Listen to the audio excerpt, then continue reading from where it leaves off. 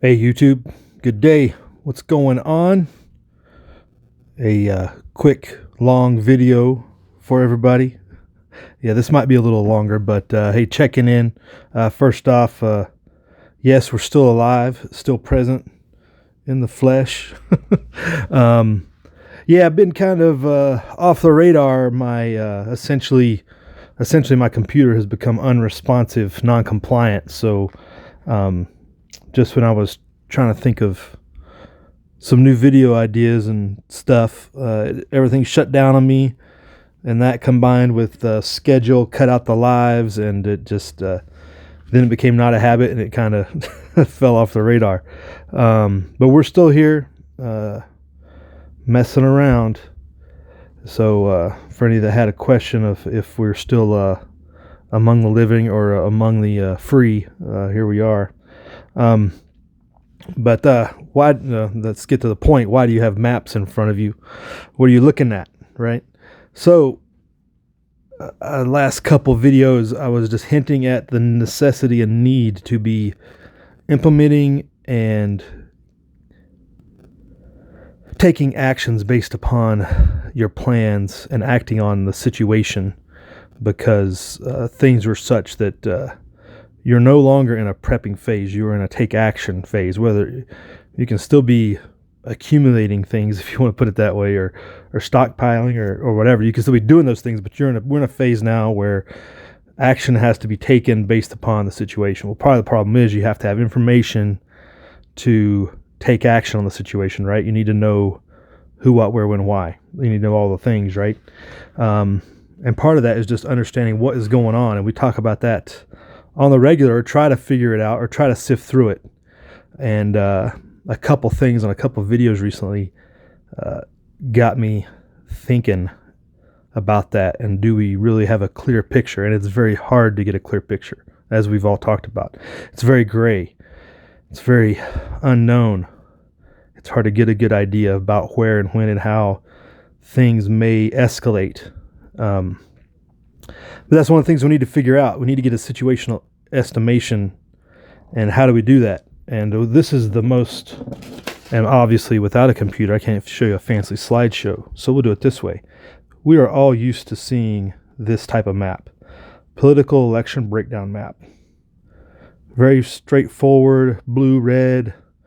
Makes things very easy. Everybody's easily categorized, and everybody kind of thinks in these terms in a lot of respects. When an election year comes around, what they can expect certain areas to be a certain way. But that doesn't tell the whole story, and it's just an election. And the key thing to remember is most people don't vote. As we've seen year after year, the colors on this map represent what? 30% of that county's population voted that way. 25% or so voted the other way. And the other 55, 60%, depending on the county where you're at, didn't vote at all, or voted third party and they're not represented. So that is something that we can take a little bit of knowledge and information off of, but do not let this be your sole guiding thing. And it doesn't mean as much as we've given credence to, I don't think. So just be cautious in that. But it can give you a snapshot of information, right, from last election. For the consensus, like political identity. Here was an interesting map that I found. Now this is a change in patterns from 2012 to 2016. Basically 2016, this was the transition of the voting pattern in these areas. The more blue, the more people voted blue, I guess you would say. So this can kind of show you demographic shifts, if you will, changes. Is the area around you, is your area, is the area you're looking to move to changing and shifting? That's something you can use that. So that's I got that off of this article about neat details. It's from 2017, but that shows you the shift. It's got the map here on the article as well. The shift in voting patterns just for the presidential race. They don't even talk about the other stuff. So many people vote one way or the other locally as well. So which is something to remember.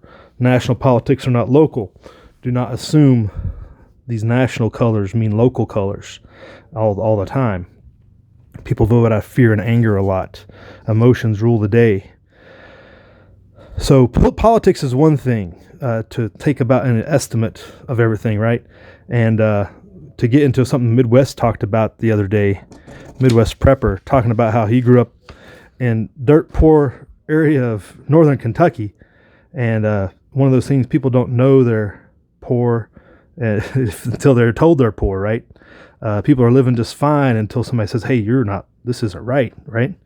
But here's another example of some information you can take a snapshot from the most wealthy counties, where the richest people are, and the poorest, I guess I should say, which can be some telling numbers. And when you're talking about estimating the situation, looking at an economic map can give you a real flavor for where instability could show up last or first. Generally speaking, you're going to have, I think we can kind of know that our rich areas, well-to-do economically, are going to be the last to suffer any major instability. And what you want to look at is what we would call gaps and seams and surfaces. Gaps and surfaces and seams in not only political seams between people, but economic seams between people, and where instability can come first. It may be where you live, it may be somewhere else, it may be where you're trying to move to. Something to look at is what's the economic situation and the stability of it. If it's a place that's really growing, it's actually, I think you got to look at it as more unstable, because you don't know who's going to move there demographically. When we talk about these shifts on a map like this is the shift from 2012 to 2016. These blue areas are red on the general election map, but they had a huge shift in between years, even though they're still classified as red. So that's something to look about, is how things may be shifting. And economics is why, well, and you can find tons of information at a local level quicker than this national snapshot, but this kind of gives us a picture of something to think about. Like the poorest of the poor areas aren't necessarily the areas to be concerned about, because like you're talking about northern Kentucky, and some of the rural areas are the least concerned about instability. And that's why preppers move to all these areas that are really lightly shaded for the wealth concentration. Everybody moving into the redoubtance places. And here you got Jackson Hole and all where the rich people go, right? Park City, Salt Lake.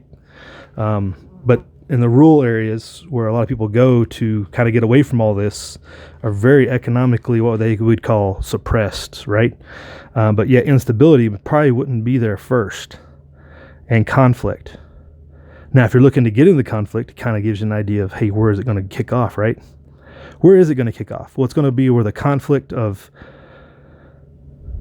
the political ideals, the economic situation rises first, right? Now, we know that a lot of inner city places, a lot of economically just distraught places, I don't know a better way to put it, have a lot of social instability to begin with. I mean, Detroit has fallen apart. We've watched that over the years. We've watched it fall apart right in front of our eyes for a lot of us that are older. But where do the demographic shifts match up with the economic shifts? If they coincide, are they opposing each other, or are they growing with each other? Is the shift causing economic growth would be a sign of stability, right? Is the shift causing a sign of destability, like in Detroit? People left big time, and things destabilized. And it would be more magnified in what we're looking at here moving forward. So something to really look at: where is the gap in society to cause fractures and problems?